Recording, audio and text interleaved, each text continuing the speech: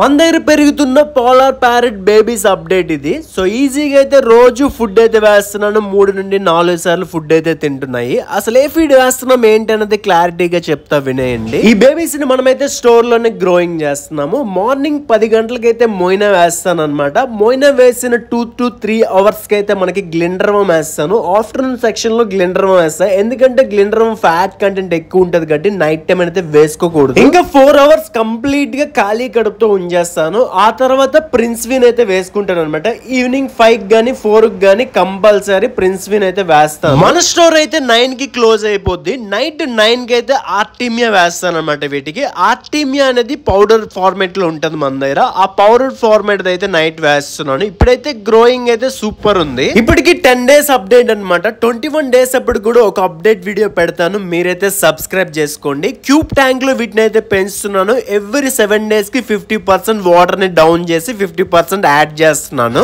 Do follow for more videos, subscribe.